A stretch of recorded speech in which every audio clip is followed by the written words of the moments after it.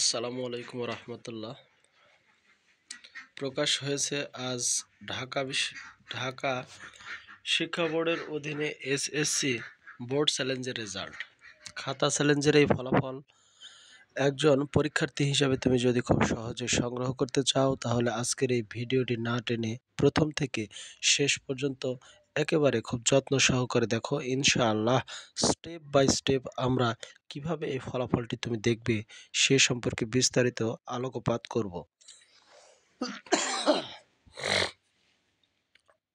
এর আগে এসএসসির ফলাফলটি গত 10 জুলাই 2025 তারিখে প্রকাশ করা হয়। উক্ত ফলাফলে যারা অকৃতকার্য হয়েছে এবং যারা ফলাফলে অসন্তোষ, তারা কিন্তু ফলাফল পুনর্নিরীক্ষণের জন্য একটি আবেদনের সময়সীমা পেয়ে গেছে, যা ছিল 11 জুলাই 2025 তারিখ হতে 17 জুলাই 2025 তারিখ পর্যন্ত। এই নির্দিষ্ট সময়ের মধ্যে যারা মোবাইল SMS এর মাধ্যমে আবেদন কাজটি শেষ করেছে, কেবল তারাই আজকের এই ফলাফলে কৃতকার্য অথবা অকৃতকার্য হয়েছে। আজকের এই ফলাফলটি শুধুমাত্র যারা কৃতকার্য হয়েছে তাদের জন্য। ফলাফলটি প্রত্যেকটি শিক্ষা বোর্ডে অফিসিয়ালভাবে আজ সকাল 10টায় প্রকাশ করা হয়েছে। আজকের এই ভিডিওর মাধ্যমে আমরা শুধুমাত্র ঢাকা শিক্ষা বোর্ডের ফলাফলটি তুলে ধরব। তাই ভিডিওটি প্রথম থেকে শেষ পর্যন্ত মনোযোগ সহকারে দেখো, এবং তোমরা যারা এখনও আমাদের ইউটিউব চ্যানেলটি সাবস্ক্রাইব করোনি, তারা সাবস্ক্রাইব বাটনে ক্লিক করো এবং পাশে থাকা বেল আইকনটি অন করে দাও।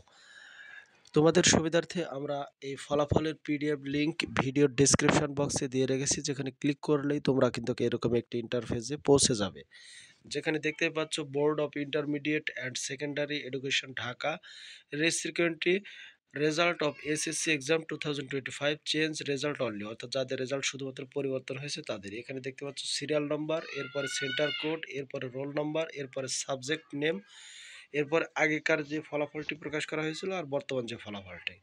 স্ক্রল করলেই তোমরা পূর্ণাঙ্গ ফলাফলটি এখানে কিন্তু দেখে নিতে পারবে।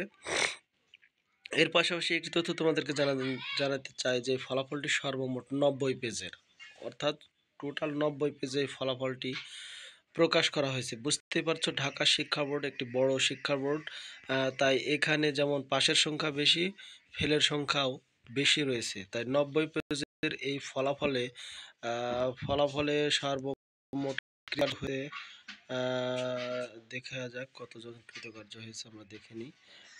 সর্বমোট কৃতকার্য হয়েছে 2896 জন, অর্থাৎ ঢাকা শিক্ষা বোর্ডের অধীনে তোমরা যারা SSCর ফলাফল পুনর্নিরীক্ষণের জন্য আবেদন করেছিল, তাদের মধ্যে হতে 2896 জন পরীক্ষার্থী কিন্তু কৃতকার্য হয়েছে, অথবা তাদের ফলাফলটি পরিবর্তন হয়েছে।